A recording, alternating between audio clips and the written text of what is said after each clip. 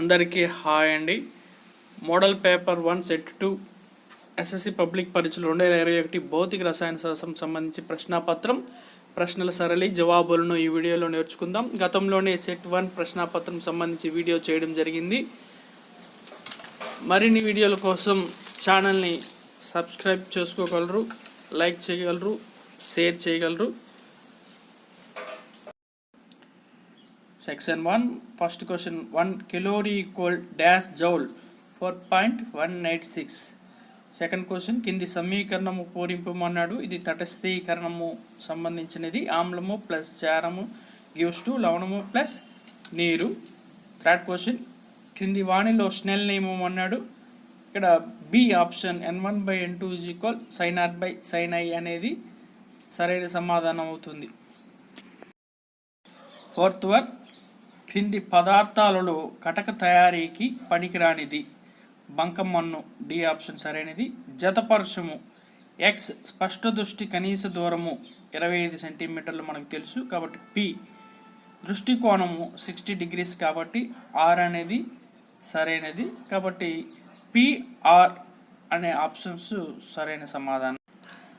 Sixth question L కర్పరం 8 ఎం కర్పరం dash అని ఇచ్చాడు. కే కర్పరంలో 2 electrons ఉంటుంది. ఎల్ కర్పరంలో ఎస్ పి కాబట్టి ఎస్లో 2 పిలో 6 మొత్తం 8 ఎలక్ట్రాన్లు ఉంటుంది.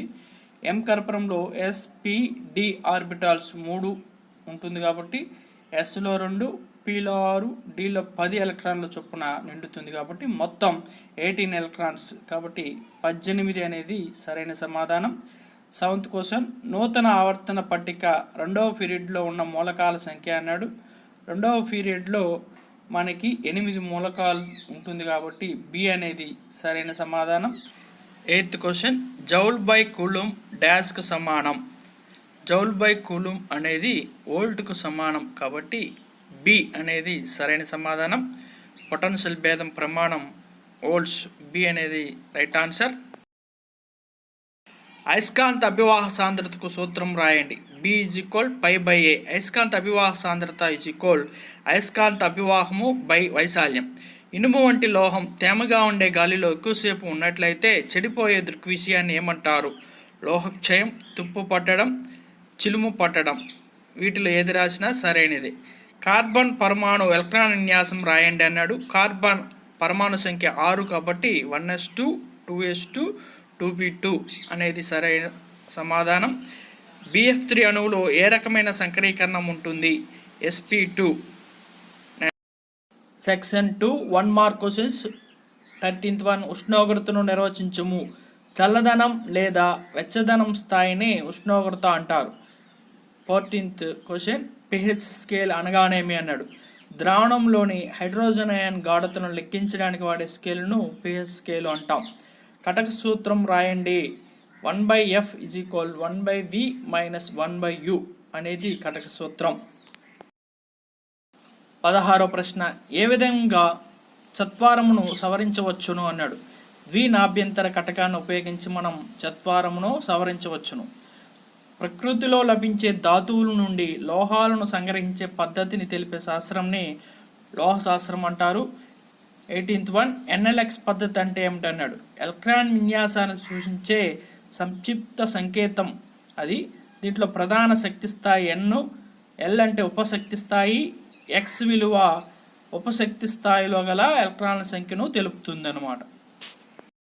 19th క్వశ్చన్ ఒక మూలకం యొక్క పరమాణు సంఖ్య 19 అయినా ఆవర్తన పట్టికలో దీని స్థానం ఏది అన్నాడు. 19 ఎలక్ట్రాన్లకి ఎలక్ట్రాన్ విన్యాసం రాస్తే 1s2 2s2 2p6 3s2 3p6 4s1 వస్తుంది. చివరి ఎలక్ట్రాన్ 4s ఆర్బిటాల్లో చేరింది కాబట్టి 4th పీరియడ్ 4s1 కాబట్టి ns1 సాధారణ ఎలక్ట్రాన్ విన్యాసం కలిగింది. మొదటి గ్రూప్ యొక్క ఎలక్ట్రాన్ విన్యాసం 1s1 2s1 3s1 4s1 ఇలా ఉంటుంది కాబట్టి 4వ పీరియడ్ మొదటి గ్రూపు అనేది సరైన సమాధానం. అవోమీయ పదార్థానికి V'(I) గ్రాఫ్ ఆకారము గీయము అన్నాడు. ఈ విధంగా వీకి ఐకి వక్రరేఖ మనం గీయవలసి ఉంటుంది. 2 మార్కుల ప్రశ్నలు. వేసవి శీతాకాలాల్లో వాతావరణ ఉష్ణోగ్రత దాదాపు స్థిరంగా ఉండడంలో నీటి విశిష్టోష్ణం పాత్రను మీరు ఎలా అభినందిస్తారు? సూర్యుడు మనకి ప్రతిరోజు ఎక్కువ పరిమాణంలో శక్తిని విడుదల చేస్తాడు. వాతావరణంలో ఉష్ణోగ్రతను సాపేక్షంగా స్థిరంగా ఉంచడానికి భూమిపై ఉన్న నీరు, ప్రత్యేకంగా సముద్రాలు ఈ శక్తిని గ్రహించుకుంటాయి. సముద్రాలకి ఉష్ణ భాండాగారాలని పేరు. నీటి విశ్లేషణ ఎక్కువ కాబట్టి భూమధ్యరేఖ వద్ద సముద్రాలు ఈ ఉష్ణాన్ని గ్రహించి ఈ ఉష్ణాన్ని భూమధ్యరేఖ రెండు వైపులా ఉన్న ఉత్తర దక్షిణ ధ్రువాలకి బదిలీ చేస్తుంది. బదిలైన ఉష్ణం భూమధ్యరేఖ దూరంగా ఉన్న ప్రదేశాలలో కూడా వ్యాపించి శీతోష్ణ స్థితిని సమతుల్యం చేస్తాయి. నెక్స్ట్ 22వ క్వశ్చన్, ఆమ్ల వర్షాల చెరువులు నదుల్లోకి వచ్చినప్పుడు జలచరాల ఉనికి ప్రమాదం ఎందుకు అన్నాడు. జీవ సంబంధ ప్రాణులన్నీ pH విలువల్లో అతి స్వల్ప మార్పులకు లోపడే జీవించగలవు. వర్షపు నీరు pH విలువ 5.6 కన్నా తగ్గితే ఆమ్ల వర్షం అంటారు. కాబట్టి ఈ ఆమ్ల వర్షం నదీ జలాల్లో కలిసినప్పుడు pH విలువలు తగ్గుతాయి. కాబట్టి నదుల్లో ఉన్న జలచరాల ఉనికికి ప్రమాదం. ఓం నియమాన్ని ప్రయోగపూర్వకంగా నిరూపించడానికి కావాల్సిన పరికరాలు రాయమన్నాడు. 1.5 volts బ్యాటరీలు 5, అమ్మీటర్, వోల్ట్ మీటర్, వాహక తీగలు అంటే రాగి తీగలు, 10 సెంటీమీటర్ పొడవు ఉన్న సన్నని ఇనుప తీగ, స్విచ్, LED. నెక్స్ట్ 24వ క్వశ్చన్, అయస్కాంత బలరేఖలు వివృతాలు అని అవి దండాయస్కాంత ఉత్తర ధ్రువం వద్ద ప్రారంభమై దక్షిణ ధ్రువం వద్ద ముగుస్తాయని రాజ్కుమార్ మీతో అన్నాడు. రాజ్కుమార్ వాదనను సవరిస్తూ బలరేఖలు సమృతాలని చెప్పడానికి మీరు అతనిని ఏ ప్రశ్నలు అడుగుతారు అన్నాడు. ఆ ప్రశ్నలు, అయస్కాంత బలరేఖలకు దిశ ఉంటుందా? రెండవ క్వశ్చన్, దండాయస్కాంతం లోపల బలరేఖల దిశ ఏ విధంగా ఉంటుంది? దండాయస్కాంతం వెలుపల బలరేఖల దిశ ఏ విధంగా ఉంటుంది? దండాయస్కాంతం చుట్టూ బలరేఖలు సరళరేఖలుగా ఉంటాయా? దిక్సూచి యొక్క నీడిల్ అంటే సూచిక ఉత్తర ధ్రువం నుండి దక్షిణ ధ్రువంకు వక్ర మార్గంలో ఎందుకు ప్రయాణిస్తుంది దండాయస్కాంత క్షేత్రంలో? ఇటువంటి ప్రశ్నలు మనం వేయవలసి ఉంటుంది. నెక్స్ట్ 25th క్వశ్చన్, శృంఖల సామర్థ్యం లేదా శృంఖల ధర్మం అనగానేమన్నాడు. శృంఖల సామర్థ్యం కాటనేషన్ అంటే కార్బన్ ఇతర పరమాణువులతో కలిసి పొడవైన గొలుసులు వంటి సమ్మేళనం ఏర్పరచగలగడం కార్బన్కు ఉండే ప్రత్యేకత. ఏదైనా మూలకం దానికి చెందిన పరమాణువుల మధ్య బంధాలను ఏర్పరచుకున్నట్టు ద్వారా అతి పెద్దదైన అణువులను ఏర్పరచగల ధర్మాన్ని శృంఖల ధర్మం అంటాం. దృష్టి దోషాలు ఎన్ని రకాలు అవి అన్నాడు. దృష్టి దోషాలు 3 రకాలు. అవి అశ్వదృష్టి, దీర్ఘదృష్టి, చత్వారం. ఒక పరమాణువులోని ఒక ఎలక్ట్రాన్కి సంబంధించి 4 క్వాంటం సంఖ్యలు ఇచ్చాడు. ఇక్కడ మూలకం పేరు, ఆ ఎలక్ట్రాన్ ఏ ఆర్బిటాల్ చెందుతుంది అన్నాడు. ఆ 4 క్వాంటం సంఖ్యల ప్రకారం మనం రాస్తే n అంటే 2, L 0 అయితే s ఆర్బిటాల్, ప్లస్ ఆఫ్ ఇచ్చాడు కాబట్టి 2s1 ఉంది. ఆ మూలకం పేరు అన్నాడు. 1s ఆర్బిటాల్ నిండిన తర్వాతే 2s ఆర్బిటాల్ నిండాలి కాబట్టి 1s2 2s1 1s2 2s1 3 అంటే థర్డ్ ఎలిమెంట్ లిథియం. ఆ తర్వాత ఆ ఆర్బిటాల్ వచ్చి 2s ఆర్బిటాల్. సెకండ్ క్వశ్చన్కి ఆన్సర్. నెక్స్ట్ డాబర్ నీట్ త్రికము అనగానేమి ఒక ఎగ్జాంపుల్ రాయమన్నాడు. ఒక త్రికములో మధ్య మూలక పరమాణు భారం మిగిలిన 2 మూలకాల పరమాణు భారాల సరాసరికి దాదాపు సమానంగా ఉంటుంది. Example lithium, sodium, potassium. Lithium 7, potassium 39, రెండింటికి సరాసరి కనుక్కుంటే 23 సోడియంకి ఈక్వల్ అవుతుంది. ఇప్పుడు lithium Li, sodium Na, potassium K అనేది డాబర్ నీట్ త్రికానికి ఎగ్జాంపుల్. Next 4 mark questions. దీర్ఘదృష్టి లోపాన్ని సవరించే విధానాన్ని వివరించమన్నాడు. దీర్ఘదృష్టి అంటే దూరంగా ఉన్న వస్తువులను చూడగలరు, దగ్గరలో ఉన్న వస్తువును స్పష్టంగా చూడలేరు. ఇటువంటి వ్యక్తుల కంటి కటిక అభ్యంతరం 2.27 అంటే కనిష్ట అభ్యంతరం 2.27 కన్నా ఎక్కువగా ఉంటుంది. ఇక్కడ ప్రతిబింబం రెటీనా కన్నా దూరంగా కేంద్రీకృతం అవుతుంది. కాబట్టి రెటీనా పైన ఏర్పరిచేదానికి మనం కుంభాకార కటకం, ద్వికుంభాకార కటకం వాడి సవరిస్తాం. ఆ తర్వాత వక్రీభవన గుణకం, వక్రీభవన నియమాలు అడిగాడు 4 మార్క్ క్వశ్చన్ కింద. ఏదైనా యానకంలో కాంతి వేగం v అనుకుంటే శూన్యంలో కాంతి వేగానికి ఆ యానకంలో కాంతి వేగానికి గల నిష్పత్తినే యానకం యొక్క వక్రీభవన గుణకం అంటాం. వక్రీభవన గుణకం n = శూన్యంలో కాంతి వేగం బై యానకంలో కాంతి వేగం, n = c/v. వక్రీభవన నియమాలు వచ్చి 1 పతన కిరణం, వక్రీభవన కిరణం 2 యానకాలను వేరు చేసే తలంపై పతన బిందువు వద్ద గీసిన లంబం అన్నీ ఒకే తలంలో ఉంటాయి. సెకండ్ నియమం, వక్రీభవనంలో కాంతి స్నెల్ నియమాన్ని పాటిస్తుంది. n1 sin i = n2 sin r లేదా n sin i / sin r = స్థిరాంకం. 30వ ప్రశ్న, మూలకాలు ఏ విధంగా sp,df బ్లాక్లుగా విభజించబడినాయో వివరించండి అన్నాడు. s బ్లాక్ ఎలిమెంట్స్ అంటే పరివర్తన ఎలక్ట్రాన్ లేదా వ్యాలెన్స్ ఎలక్ట్రాన్ s బ్లాక్ అంటే s ఆర్బిటాల్లో ప్రవేశిస్తే అది s బ్లాక్ ఎలిమెంట్స్కి చెందుతుంది. ఎలక్ట్రాన్ విన్యాసం ns1 నుండి ns2 వరకు ఉంటుంది. p బ్లాక్ ఎలిమెంట్స్ అంటే పరివర్తన ఎలక్ట్రాన్ లేదా వ్యాలెన్స్ ఎలక్ట్రాన్ p ఆర్బిటాల్లో కానీ ప్రవేశిస్తే అది పీ బ్లాక్కి చెందుతుంది. వీటి ఎలక్ట్రాన్ విన్యాసం NS2 NP1 నుండి NS2 NP6 వరకు ఉంటుంది. అదేవిధంగా D block elements, F block elements గురించి నేర్చుకోవాల్సి ఉంటుంది. ఎఫ్ బ్లాక్ ఎలిమెంట్స్నే అంతర్పరివర్తన మూలకాలు అంటారు. అదేవిధంగా ఎలక్ట్రాన్ మార్పిడి సిద్ధాంతం ప్రకారం సోడియం క్లోరైడ్ ఏర్పాటును వివరించండి అన్నాడు. ఇక్కడ సోడియం Na11 పరమాణు సంఖ్య. ఇది పక్కనే ఉన్న నియాన్ ఎలక్ట్రాన్ విన్యాసం పొందడం కోసం, అంటే అష్టక విన్యాసం పొందడం కోసం బాహ్య హెచ్చు నుండి ఒక ఎలక్ట్రాన్ కోల్పోయి Na+గా మారుతుంది. క్లోరిన్ పరమాణు సంఖ్య 17. ఇక్కడ ఒక ఎలక్ట్రాన్ గ్రహించి ఆర్గాన్ జడవాయు విన్యాసం పొందడం కోసం ఒక ఎలక్ట్రాన్ గ్రహించి Cl- మారుతుంది. ఈ రెండు Na++Cl- కలిసి మనకి NaCl.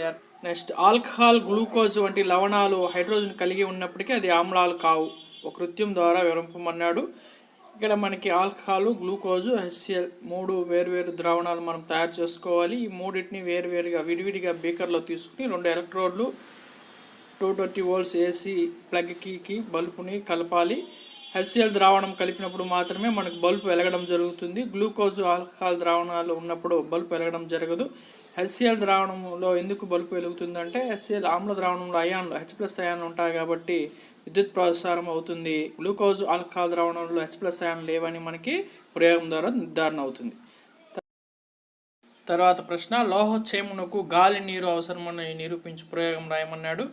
ఇక్కడ మనకి 3 పరిచనాలికలు తీసుకుంటాం. ఒక పరిచనాలికలో స్వేదన జలం అంటే నీరు, పైన గాలి అందేటట్లు ఇనప మేకులు ఉంచుతాం. రెండవ పరిచనాలికలో నీరు, పైన నూనె పొర ఉంచుతాం. అందువల్ల గాలి అనేది అందడం జరగదు.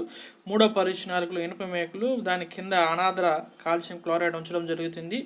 గాలి అందుతుంది, కానీ గాలిలో ఉన్న తేమని అనాద్రం కాల్షియం క్లోరైడ్ గ్రహిస్తుంది కాబట్టి రెండో పరిచనాలికలో గాలి అందడం జరగదు. మూడో పరిచనాలికలో తేమ అందదు. ఒకటో పరిచనాలికలో గాలి, నీరు 2 అందుతుంది కాబట్టి ఇనుప మేకులు తిప్పబడడం జరుగుతుందని మనం ప్రయోగ విధానం రాస్తాం. నెక్స్ట్ పట్టికలకు సంబంధించిన ప్రశ్న, డేటాబేస్ క్వశ్చన్స్లో 32వ క్వశ్చన్, కొన్ని పదార్థాలు విశిష్టోష్ణాలు ఇచ్చి ఇక్కడ ప్రశ్నలు అడగడం జరిగింది. విశిష్టోష్ణం యొక్క ఎస్ఐ ప్రమాణం ఏమిటన్నాడు. ఇక్కడ మనకి CGSలో ఇచ్చాడు క్యాలరీ/గ్రామ్ °C.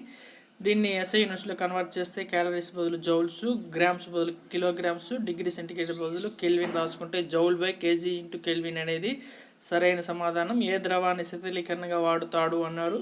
ఇక్కడ అన్నిటికన్నా విశిష్టోష్ణ ఎక్కువ ఉన్న ద్రవం నీరు విశిష్టోష్ణ ఎక్కువ కాబట్టి నీటిని శీతలీకరణగా వాడతారు.